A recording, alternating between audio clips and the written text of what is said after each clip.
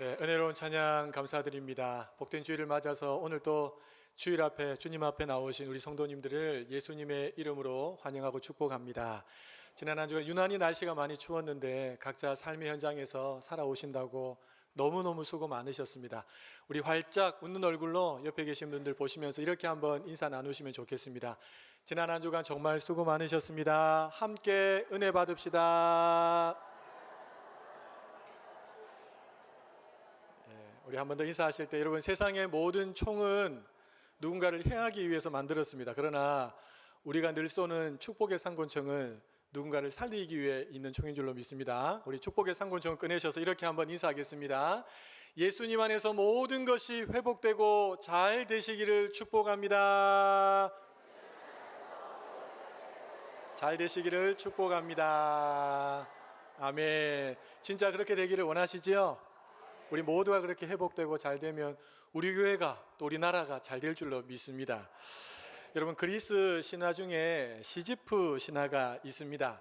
이 시지프는 신에게 노여움을 산 대가로 평생토록 산 꼭대기에 그림에서 보는 것처럼 거대한 바위를 올려놓는 형벌을 받습니다.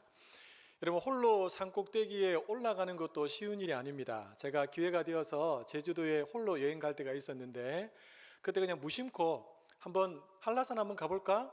이러면서 이제 아침에 신발을 신고 올라갔는데 죽는 줄 알았습니다. 동네 산하고 완전히 다르더라고요.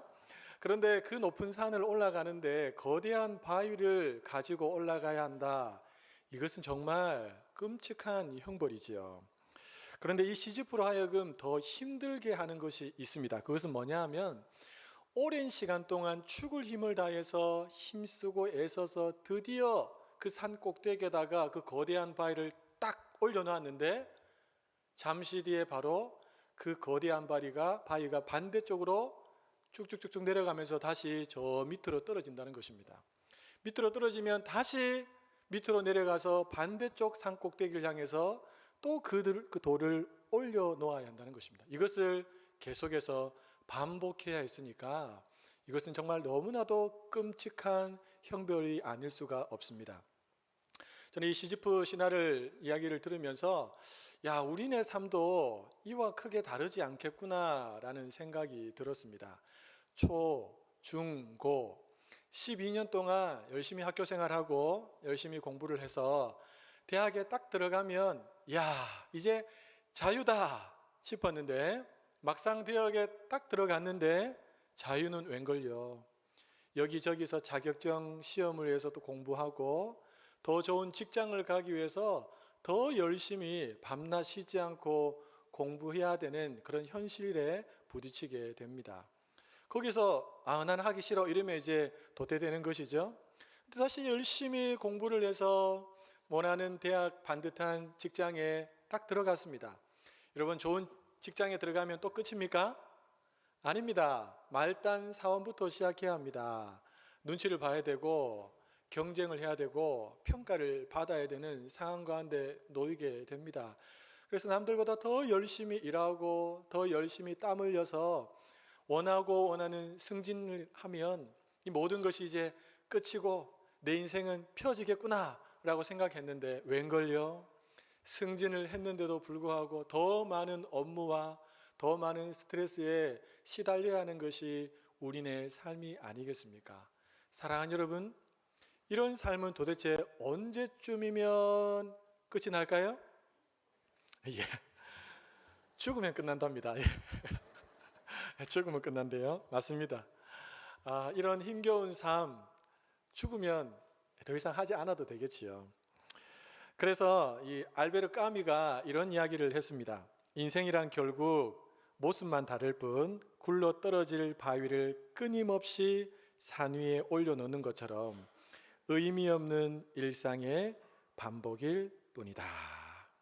사랑하는 여러분, 이런 힘겹고 어려운 인생에 과연 해결책은 없는 것일까요? 까미가 말한 것처럼 삶이 부조리하다고 그냥 받아들이고 인정하고 살아가야만 할까요? 어차피 인생이 그런 것이라면 평생 무거운 바위를 산꼭대기에 올려놓는 일을 반복하는 인생도 뭐 그다지 나쁘지 않을 수 있으니까 뭐 받아들이자 이렇게 생각할 수도 있을 것 같습니다. 하지만 우리 마음 한구석에서는 그래도 조금 더 좋은 해결책이 있으면 좋으련마이라고 하는 생각들이 불쑥불쑥 듭니다. 사랑하는 여러분, 이런 인생에서 참된 만족과 안식과 평화와 자유는 정말 없는 것일까요? 아닙니다. 성경은 우리에게 있다라고 말하고 있고 그것이 바로 예배다라고 말해주고 있습니다. 오늘 본문에 나오는 사마리아 여인과 예수님의 이야기를 살피면서 참된 인생의 만족은, 안식은, 평화와 자유는 예배 안에 있구나라는 사실을 우리 성도님들이 마음에 꼭 담고 돌아가시는, 그래서 또 참된 예배자가 되시기를 예수님의 이름으로 축복합니다. 이런 본문에 나오는 여인은 어찌 보면 사마리아판 시지프입니다. 그녀는 강력한 햇볕이 내리쬐는 아무도 밖으로 나오지 않고 아무도 물을 뜨지 않는 정오의 시간에 홀로 우물가에 나와 있습니다. 아마 여러분 저기 이스라엘이나 터키 쪽으로 한번 여행을 다녀보신 분들은 아시겠지만 정오가 되면 그늘이 없으면 도저히 견딜 수 없을 만큼 힘듭니다. 그런 시간에 이 여인이 홀로 나왔다? 뭔가 이 여인에게는 문제가 있다는 것이겠죠. 그리고 그 문제는 사람들을 피하고 싶은 문제라는 것을 우리는 짐작할 수가 있습니다. 이미 요한복음 4장의 내용을 잘 아시는 우리 성도님들은 이 여인이 지금 만나고 있는 인생의 문제라는 것이 바로 5번 이혼당한 문제라는 것을 잘 알 것입니다. 사랑하는 여러분, 당시는 여성 인권이 오늘날에 비해서 형편없이 낮았습니다. 그래서 남편이 마음만 먹으면, 조금 나쁜 마음만 먹으면 쉽게 아내를 쫓아낼 수 있는 그런 사회였습니다. 나도 그런 사회에 살았으면 좋았을걸. 이런 분들이 한 2분 계시는 것 같은데 여러분, 그런 상황 속에서 5번이나 이혼을 당했다? 이것은 정말 너무너무 이 여인이 한쪽으로 생각하면 안 됐다라고도 생각할 수 있지만 5번이라고? 저 여인에게 뭔가 문제가 있는 게 아니야? 그러니까 남편이 5번이나 쫓았지? 라고 하는 수근수근거림의 이야기도 들어야만 했습니다. 그러니까 여러분, 이 여인의 입장에서 생각해 보십시오. 그 마음이 얼마나 고달프고 얼마나 힘들었겠습니까? 예수님은 바로 이 여인을 만나기 위해서 이방 땅이었던 사마리아 지역을 통과했습니다. 그리고 아무도 나오지 않는 그 정오, 뜨거운 태양빛이 내리쬐는 그 시간에 그 우물가에 먼저 도착하셔서 앉아서 쉬고 계셨습니다. 누구를 기다리고 있었을까요? 이 여인을 예수님은 기다리고 있었습니다. 여러분, 놀랍게도 예수님을 만난 여인은 참된 만족과 안식과 평화와 자유를 얻습니다.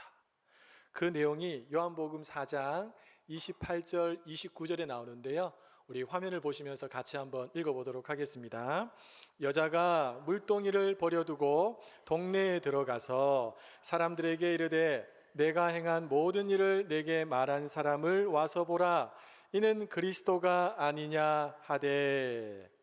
예수님을 만난 이 여인은 더 이상 사람을 피하지 않습니다. 도리어 사람들에게 찾아다니면서 자신에게 참만족과 안식과 평화와 자유를 준 그 예수를 내가 만났는데 여러분도 한번 만나보십시오 라고 하면서 이 동네 저 동네 다니면서 문을 두드리고 있습니다.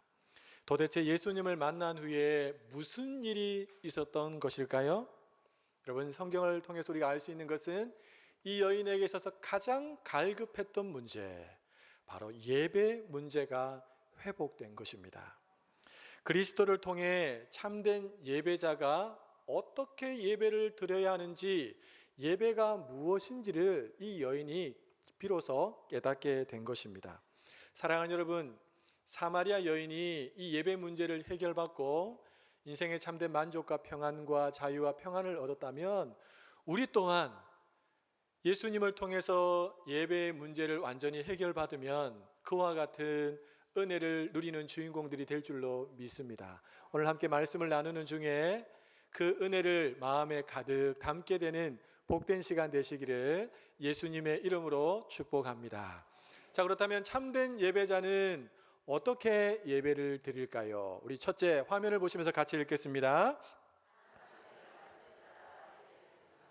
참된 예배자는 하나님의 말씀을 따라 예배드립니다. 다른 말로 하면 예수님을 따라 예배드리는 자가 참된 예배자입니다. 여러분, 이 여인에게 있어서 예배에 대한 가장 큰 고민 중에 하나는 뭐냐 하면 장소였습니다. 장소. 20절 말씀을 한번 읽어볼까요? 우리 조상들은 이 산에서 예배하였는데 당신들의 말은 예배할 곳이 예루살렘에 있다 하더이다. 예수님 당시 그전 700년 전에 북이스라엘이 아수르라고 하는 거대한 제국에 의해서 멸망당합니다. 여러분, 이 북이스라엘의 중요한 도시가 바로 사마리아였습니다. 여러분, 이 아수르라고 하는 나라는 자기가 정복한 나라에 자기 백성들을 이주시킵니다. 이주시켜서 그 땅에 이미 살고 있던 사람들과 함께 결혼하게 하고, 그래서 혼혈 정책을 펼쳐서 그 땅을 흡수하는 그런 전략을 가지고 있었던 나라가 바로 아수르였습니다.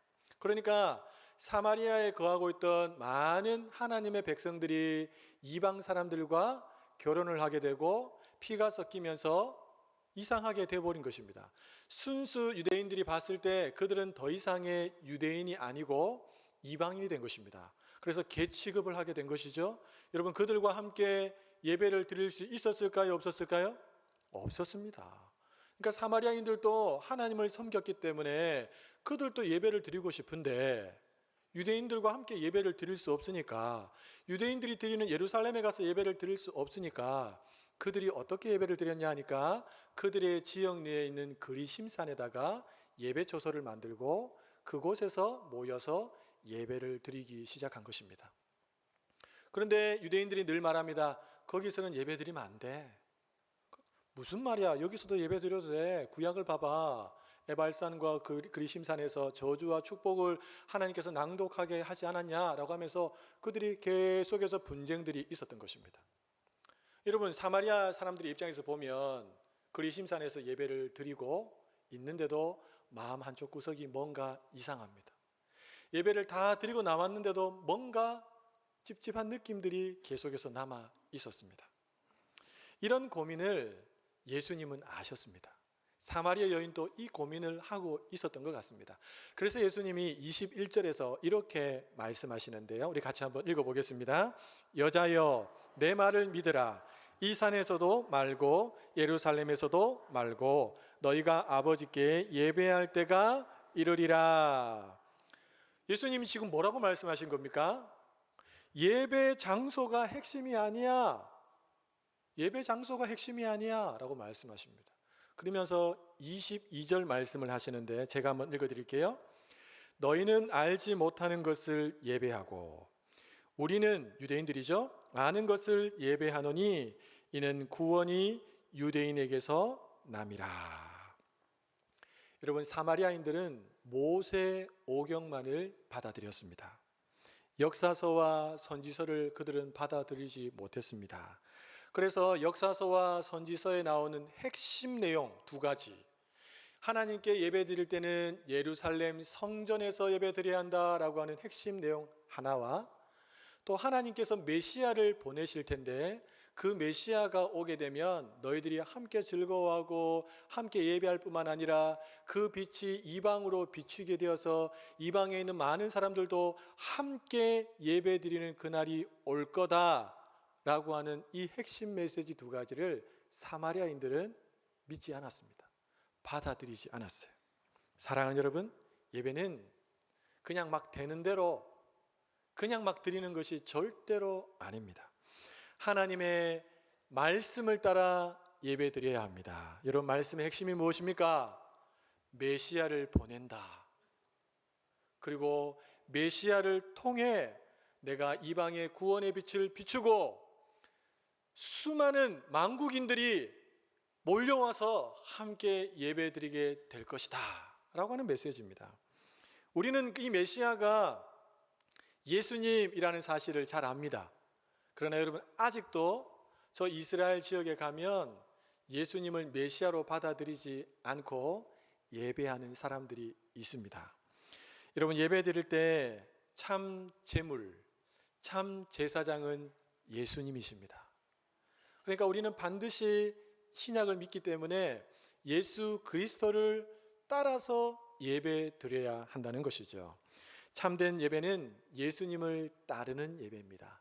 제사장 되시는 예수님과 함께, 참 제물 되시는 그 예수님과 함께 예수님을 따라 하나님 앞에 나아갈 때 하나님이 그 예배를 기쁘게 받으신다는 것입니다. 소원하기를 우리 모든 성도님들이 예배 드릴 때마다 참 제물 되시고 참 제사장 되시는 예수님을 따라 하나님 앞으로 당당하게 나아가시기를 예수님의 이름으로 축복합니다. 여러분, 참된 예배자는 어떻게 예배 드릴까요? 우리 둘째 같이 한번 읽어보겠습니다. 영과 진리로 예배 드립니다.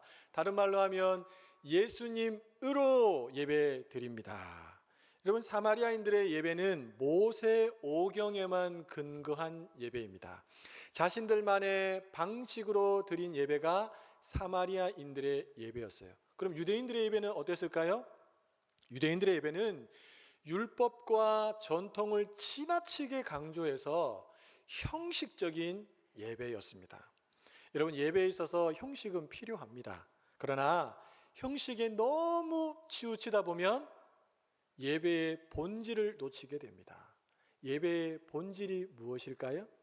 예수님은 영과 진리, 영과 진리로 드리는 것이 예배의 참된 본질이다 라고 하셨습니다. 우리 23절과 24절을 통해서 한번 확인해 보겠습니다. 아버지께 참되게 예배하는 자들은 영과 진리로 예배할 때가 오나니 곧 이때라. 아버지께서는 자기에게 이렇게 예배하는 자들을 찾으시느니라. 하나님은 영이시니 예배하는 자가 영과 진리로 예배할지니라. 아멘. 사랑하는 여러분, 영과 진리로 예배하라 라고 하셨는데, 영과 진리는 도대체 무슨 뜻일까요? 칼빈은 영을 가리켜서 성령이라고 했고, 진리를 가리켜서 말씀, 성경이라고 했습니다. 조금 더 구체적으로 말하면 영과 진리로 드리는 예배는 성령을 의지하고 말씀을 따르는 예배, 말씀 중에서도 말씀의 핵심인 복음, 예수 그리스도를 통한 구원의 기쁨과 감격으로 하나님 앞에 드리는 예배, 성령을 의지하는 예배, 그 예배가 바로 영과 진리로 드리는 예배.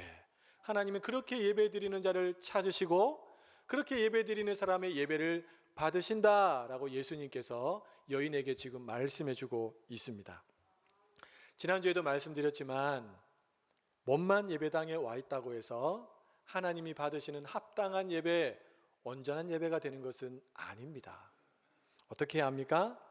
이곳에 왔다면 성령을 의지하여 영이신 하나님께로 나아가야 될 줄로 믿습니다. 말씀이시고 진리시고 성경이 되시고 우리의 구원자가 되시는 예수께서 베푸신 그 구원의 은혜, 감격, 기쁨을 통하여 가지고 하나님 앞에 나아가서 하나님을 높여드릴 때 하나님이 그 예배를 기쁘게 흠양하실 줄로 믿습니다. 간절히 소원하기를 우리 모든 성도님들이 하나님이 받으시기에 합당한 영과 진리로 예수님으로 하나님 앞에 예배 드리시기를 예수님의 이름으로 축복합니다. 합당한 예배자, 그리고 참된 예배자는 어떻게 예배를 드릴까요? 우리 복습해 보겠습니다. 첫째, 둘째, 마지막 셋째로 예수님을 통해 예배 드립니다. 여러분, 예수님께 이 예배에 대한 가르침을 받았던 사마리아 여인이 예수님께 이렇게 말합니다. 메시아가 오시면 예배에 대해서 모든 것을 자세하게 가르쳐 주실 것입니다. 알려주실 것입니다. 그러자 예수님이 그 여인을 향해서 이렇게 말씀하십니다. 26절입니다. 네게 말하는 내가 그라 하시니라. 무슨 말입니까? 내가 바로 메시아야. 내가 너에게 한 말이 바로 예배에 대한 참된 진리야. 이것을 믿어라고 하고 예수님께서 말씀하고 있습니다. 예배에 대한 모든 거 내가 지금 너에게 말했어 라고 하는 거죠. 그러자 이 여인이 깜짝 놀라면서 물동이를 버려두고 동네로 들어가서 자기 동네에 있는 사람들의 집에 문을 두드리면서 내가 메시아를 만났다, 나와 함께 메시아에게 가보자 라고 하면서 사람들을 초대하고 있습니다. 여러분, 이 여인의 그 간절한 부르짖음과 요청을 듣고 사마리아 사람들이 의아했을 것입니다. 아니, 이 여인이 우리를 피했던 여인인데 이 여인에게 무슨 일이 일어났지? 그러면서 의심 반, 확신 반, 이렇게 어중간하는 마음으로 아마 대부분 따라갔을 것 같습니다. 그리고 예수님을 만났지요. 그래, 그들의 반응이 무엇입니까? 42절 하반절에 보시면 세상의 구주심을, 예수님이 세상의 구주심을 알게 되었다. 더 나아가서 그들이 예수님을 붙잡아 두고 며칠 동안 머물러 주십시오라고 하면서 예수님과 친밀한 교제를 누리면서 그 사마리아 지역에 있던 많은 사람들이 예수님을 세상의 구주로 믿게 되는 놀라운 구원의 역사가 일어나게 된 것입니다. 사랑하는 여러분, 예배의 핵심은 예수님이십니다. 예배의 핵심은 예수님이십니다. 예수님의 의를 힘입어 예수님으로 옷 입고 우리가 하나님 앞에 나아가야 합니다. 하나님이 그 예배를 기쁘게 받으십니다. 예수님을 통해 구원의 역사를 이루셨고 이루고 계시고 마침내 완성하실 그 하나님을 바라보면서 우리는 기쁨과 감사와 찬양으로 하나님 앞에 나아가야 합니다. 그럴 때 그 무엇으로도 채울 수 없었던 우리 영혼의 그 빈 공간에 참된 만족과 안식과 자유와 평화가 채워지는 놀라운 은혜를 경험하게 될 줄로 믿습니다. 사랑하는 여러분, 사마리아 여인은 또 다른 남자를 만나면, 또 다른 남편을 만나면 행복해질 거라고 생각했습니다. 그래서 한 번, 두 번 결혼에 실패했지만 아니야, 그 남자보다 더 좋은 남자가 있을 거야, 그러면 내 인생은 펴질 거야 라는 기대를 가지고 세 번째 남자를 만나고 또 네 번째 남자를 만나고 다섯 번째 남자까지 만났습니다. 그런데 만나면 만날수록 더 실패와 좌절과 낙심과 고통과 눈물이 가득한 인생으로 얼룩지고 변화되는 자신의 삶을 직접 봐야만 했습니다. 사랑하는 여러분, 그런 사마리아 여인을 예수님께서 찾아오신 것입니다. 그리고 그녀를 향해서 우리 예수님이 이렇게 말씀하시는 것입니다. 얘야, 다른 남편이 아니라 예배가 너를 행복하게 만들 수 있단다. 그 예배는 메시아인 나를 통해 하나님 앞에 드리는 예배란다. 여러분, 이 예수님의 짧은 이 메시지가 요한복음 4장 전체의 메시지고 예수님과 사마리아 여인의 대화의 핵심 메시지입니다. 남편이 아니야, 남편이 아니야. 예배야, 예배.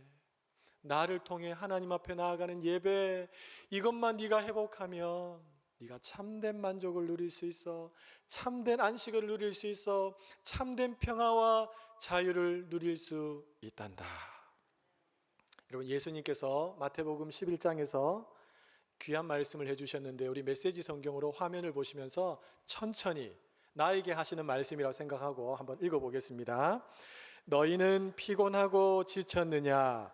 종교 생활에 탈진했느냐? 나에게 오너라. 나와 함께 길을 나서면 너희 삶은 회복될 것이다. 내가 너희에게 제대로 쉬는 법을 가르쳐 주겠다. 나와 함께 걷고 나와 함께 일하여라. 내가 어떻게 하는지 잘 보아라. 자연스러운 은혜의 리듬을 배워라. 나는 너희에게 무겁거나 맞지 않은 짐을 지우지 않는다. 나와 함께 있으면 자유롭고 가볍게 사는 법을 배울 것이다. 할렐루야. 여러분, 시지프 신화처럼 부조리가 가득한 이 세상 속에서 우리가 나름 열심히 살지만 뭔가 모를 답답함, 뭔가 모를 막막함이 느껴지지 않습니까? 참된 만족과 안식과 평화와 자유를 갈구했는데 도리어 더 갈증을 느끼지는 않습니까? 어떤 사람들은 더 많은 술을 통해서 내가 그 만족을 누릴 수 있을 거야 라고 생각하고 끊임없이 술주를 따라갑니다. 어떤 사람들은 도박이고, 어떤 사람들은 스포츠고, 어떤 사람들은 취미 활동이고, 어떤 사람들은 이성이고, 어떤 사람들은 여행이고, 다양한 무언가, 이것보다 조금 더 하면 만족이 있을 거고, 안식이 있을 거고, 평화가 있을 거고, 자유가 있을 거라고 생각하고 끊임없이 쫓아갑니다. 그러나 여러분, 우리가 너무 갈급할 때 시원한 탄산수, 콜라나 사이다를 마시면 그것이 해결될 거라고 생각하고 마시는데, 마시면 잠깐은 야 시원하다 이러면서 해결되는 것 같은데 시간이 좀 지나면 어떻게 됩니까? 더 갈급함이 느껴지죠. 맞습니다, 여러분. 예배 외에, 우리 주님 외에 다른 것을 쫓아가는 인생은 더 많은 허기와 더 많은 갈급함을 느껴야 하는 인생입니다. 여호와는 나의 목자시니 내게 부족함이 없으리로다. 누구의 고백입니까? 다윗의 고백입니다. 여러분, 다윗이 인생 말년에 시편 23편을 쓰면서 어떻게 이와 같은 고백을 할 수 있었을까요? 다윗은 하나님 한 분으로 만족하는 예배자, 하나님을 최고로 높여드리는 예배자였습니다. 그가 얼마나 하나님 마음에 합하게 예배드렸든지 그는 예배하는 중에 하나님께서 이루실 메시아를 보았습니다. 하나님이 이루실 놀라운 구원의 역사를 그 옛날 구약시대에 봤던 사람이 바로 다윗입니다. 하나님 안에서 오는 그 만족을 끊임없이 갈구했던 사람이 다윗이었습니다. 양을 칠 때도, 광야에서 사울 왕에게 쫓겨다닐 때도, 왕이 되었을 때도 그는 하나님 한 분만으로 만족하기 위해서 하나님 앞에 예배했던 하나님의 사람이었습니다. 1995년 9월에 구소련의 후르시초프가 정상회담을 위해서 미국을 방문한 일이 있습니다. 근데 회담일이 주일로 잡혀 있었는데요, 당시 미국의 대통령이었던 아이젠하워 대통령이 약속 시간쯤에 후르시초프에게 전화를 겁니다. 오늘은 주일이니까 나와 함께 교회에 가서 예배를 드립시다. 그러자 후르시초프가 이렇게 말합니다. 나는 기독교인이 아닙니다. 그리고 저는 종교를 믿지 않습니다. 당연하죠. 여러분, 공산주의자들은 어떤 것도 믿지 않습니다. 거절을 했어요. 아이젠하워가 회담 시간을 조금 미뤄달라고 양해를 구하고 교회로 갑니다. 그리고 하나님 앞에 예배를 다 드리고 회담 장소에 나아갔습니다. 후르시초프를 만났던 아이젠하워가 이렇게 묻습니다. 1시간 30분 동안 수상께서는 무엇을 하셨습니까? 그러자 후르시초프가 이렇게 대답했다고 합니다. 내가 국빈 자격으로 먼 길을 찾아왔는데 나를 남겨두고 교회에 가야 하는 당신의 핑계가 무엇일지 나는 1시간 반 동안 고민 생각을 했습니다. 사랑하는 여러분, 하나님을 믿지 않는 사람들은 예배가 얼마나 소중한지를 모릅니다. 죽었다 깨어나도 예배가 얼마나 소중한지를 모릅니다. 그러나 복음을 통과한 사람, 예수님을 내 인생의 주인으로 인정하고 예수님과 동행하며 살아가는 사람은 예배가 가장 소중하다는 사실을 압니다. 그래서 뜯어 말려도 예배합니다. 목에 칼을 들여도 예배합니다. 국빈을 대접하는 것보다 하나님께 예배 드리는 것이 훨씬 더 귀하고 소중한 일이라고 아이젠하워는 알고 있었습니다. 예배는 예수님을 통해 나를 구원하신 하나님의 은혜에 대한 첫 번째 반응이라고 지난주 말씀을 통해서 나누었습니다. 이런 뿐만 아니라 예배는 우리 인생에 불어닥친 여러 가지 많은 문제들, 무엇으로도 채울 수 없는 우리 영혼의 갈급함을 해결할 수 있는 유일한 정답이 예배인 줄로 믿습니다. 왜 그럴까요, 여러분? 예배를 통해서 우리가 구원의 하나님께 감사하고 찬양하고 하나님을 높여드리면서 존중해드리면 하나님이 그 존중을 받으시고 기뻐하시고 끝나는 것이 아니라 우리를 존중히 여겨주십니다. 우리의 필요와 처지를 아시는 주님께서 우리에게 꼭 필요한 은혜들을 하나씩 하나씩 허락하시는 것입니다. 그러니까 진짜 예배가 소중하다고 여기는 사람들은 한 주간의 삶을 세팅할 때 예배부터 세팅하고 나머지 삶들을 하나씩 둘씩 세워가는 것입니다. 참된 예배자는 하나님의 뜻인 예수님을 따라 영과 진리이신 예수님으로 또 예수님을 통해 예배 드리는 자가 바로 참된 예배자입니다. 사랑하는 여러분, 예수님의 가르침을 따라 하나님 앞으로 나아가 예배 드리시기를 축복합니다. 예수님의 희생, 예수님으로 옷 입고 그분의 의로움으로 하나님 앞에 나와 마음껏 담대하게 예배 드리시는 성도님들 되시기를 예수님의 이름으로 축복합니다. 무엇보다 예수님을 통해 우리 안에 이미 들어와 계신 그 성령님을 의지하여 영이신 하나님을 높여드리는 참된 예배자. 그래서 예배를 통해서 하나님이 부어주시는 영생토록 솟아나는 샘물로 말미암아 다시는 목마름을 느끼지 않는 그런 인생의 참된 만족과 안식과 평화와 자유를 누리며 사시는 우리 대한민국 모든 성도님들 되시기를 예수님의 이름으로 축복합니다. 예수님의 이름으로 축복합니다. 우리 다 함께 일어나셔서 한번 찬양 드리겠습니다.